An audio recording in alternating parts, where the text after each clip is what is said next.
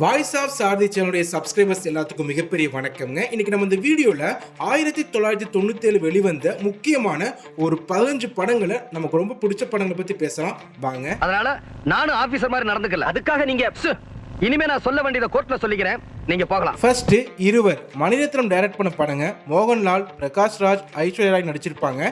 இது அரசியலை பேஸ் பண்ணி இந்த படத்தை கொண்டு போயிருப்பாங்க. நம்மளுடைய கலைஞர் கருணாநிதி, எம்ஜிஆர் அவங்கள மையமா வச்சு அவங்க கேரக்டர்ல இந்த படத்தை டிசைன் பண்ணியிருப்பாங்க. இது ரொம்ப ரொம்ப கிளாசிக்கலான சூப்பரான படங்க.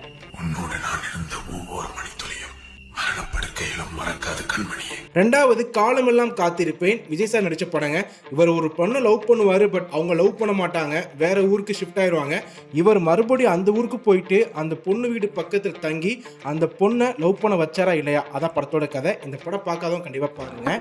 நான் அனாதையாமா கேட்கலாம் சொல்லேண்டி. மூணாவதா மின்சார கனவு, பிரபுதேவா, கஜோல், அரவிந்த்சாமி நடிச்ச படங்க. இது முக்கோண காதல் கதை மாதிரி தான் இருக்கும், பட் இது கொஞ்சம் வேற மாதிரியான கதை தான். நாலாவதா பாரதி கண்ணம்மா, சேரன் டைரக்ட் பண்ண முதல் படம். மீனா, பார்த்திபன் நடிச்சிருப்பாங்க. இது ஒரு லோவர் கேஸ்ட் ஹையர் கேஸ்டுக்கு உண்டான ஒரு காதல் கதையை எடுத்திருப்பாங்க. படத்தோட முடிவு நமக்கு ரொம்ப சோகத்தை தரும். கண்டிப்பா இந்த படத்தை பாருங்க. அஞ்சாவதா அருணாச்சலம்ங்க, சுந்தர்சி டைரக்ட் பண்ணியிருப்பாங்க. ரஜினிகாந்த், சௌந்தர்யா நடிச்ச படங்க. இந்த படத்தோட கதை உங்களுக்கே தெரிஞ்சிருக்குன்னு நினைக்கிறேன்.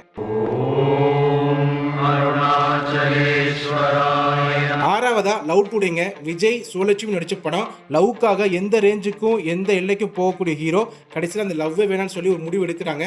அது ஏன் எதுக்கு, அதான் படத்தோட கதை.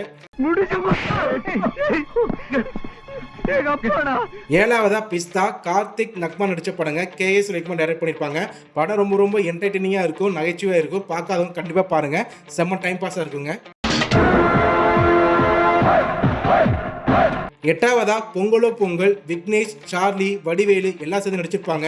ஒரு கிராமத்தில் வேலை இல்லாத இளைஞர்கள் தன்னோட சொந்த முயற்சினால ஒரு பிஸ்னஸ் ஸ்டார்ட் பண்ணுவாங்க. அதில் பல பிரச்சனை வரும். ரொம்ப ரொம்ப என்டர்டைனிங்காக செம்ம காமெடியாக இருக்குங்க இந்த படம். நம்ம அப்பா அம்மா மூஞ்சில உண்மையான சந்தோஷமே தெரியுது. ஒன்பதாவதா சூரியவம்சம், சரத்குமார், தேவயானி, ராதிகா நடிச்ச படம். இந்த படம் இன்னைக்கு உள்ள 90s கிட்ஸுக்கும் தெரியும், 2K கிட்ஸுக்கும் தெரியுங்க இது எந்த மாதிரியான ஒரு படம் அப்படின்ட்டு. பத்தாவதா ஒன்ஸ் மோருங்க, சிம்ரன், சிவாஜி கணேசன், விஜய் சார் நடிச்ச படங்க. சிவாஜி கணேசனை அவங்க ஒய்ஃப் கூட சேர்த்து வைக்க விஜய் சார் ட்ரை பண்ணுவாங்க. நல்லா இன்ட்ரெஸ்டிங்கா இருக்கும் இந்த படம், பார்க்காதவங்க பாருங்க. அவ எங்க இருக்கான்னு மட்டும் சொல்லிடுப்பா. இப்போ நீங்க போய் தூங்குங்க. 11வதா கங்கா கௌரிங்க, லியோனி, அருண் விஜய், வடிவேலு, சங்கீதா நடிச்ச ஒரு நகைச்சுவையான படம் தான். நல்ல சூப்பராக போயிட்டு இருக்குங்க. டக்குன்னு பார்த்தா ஒரு ஃப்ளாஷ்பேக்னு வரும், அதில் செம்ம ட்விஸ்ட் இருக்கும். நமக்கே பார்த்தீங்கன்னா நல்லா கதை இந்த மாதிரி கொண்டு போறாங்கன்னு தோணும். இந்த படம் செம்மையா இருக்கும், கண்டிப்பா பாருங்க. மைக்கேல் ஜாக்சன் பாட்டுக்கு 6 அளவுக்கு ஆளாச்சி. 12வதா பொற்காலங்க, சேரன் சார் டைரக்ட் பண்ணி முரளி சார் நடிச்சிருப்பாங்க. இந்த படத்தோட கதை பார்த்தீங்கன்னா ரொம்ப ரொம்ப சிம்பிள் ஸ்டோரி தான். ஆனால் அந்த சிம்பிள் ஸ்டோரியை ரொம்ப மனகனமா, ரொம்ப இதே பாரமா இந்த படத்தை எடுத்திருப்பாங்க. பார்க்குற நமக்கு பார்த்தீங்கன்னா கண்டிப்பாக கண்ணீர் வரும். ஏன்னா முரளி சார் அப்படி ஆக்ட் பண்ணியிருப்பாங்க. இந்த படத்தை மிஸ் பண்ணாம பாருங்க.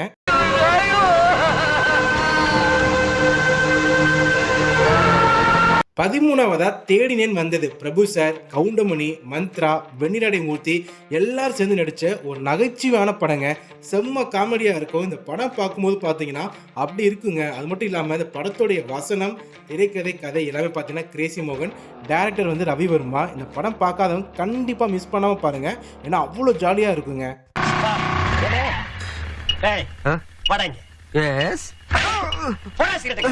14வதா ஜானகிராமனுங்க, சரத்குமார், கவுண்டமணி, மணிவண்ணன் நடிச்ச படங்க. டைரக்ட் பண்ணது சுந்தர்சி. படம் ஒரு காமெடியான படம் தான். அண்ணன் தம்பியா இருக்கிற மணிவண்ணன், சரத்குமார் எந்த பெண்களையும் பார்த்தீங்கன்னா பார்க்கவே மாட்டாங்க, லவ் பண்ண மாட்டாங்க. அப்படி இருக்கும்போது மணிவண்ணன் தனக்கு இருக்கிற 2 பொண்ணையும் இந்த 2 பேருக்கு கல்யாணம் பண்ணி வைக்க ட்ரை பண்றாங்க. கடைசியில் என்ன நடந்துச்சு, அதான் படத்தோட கதைங்க.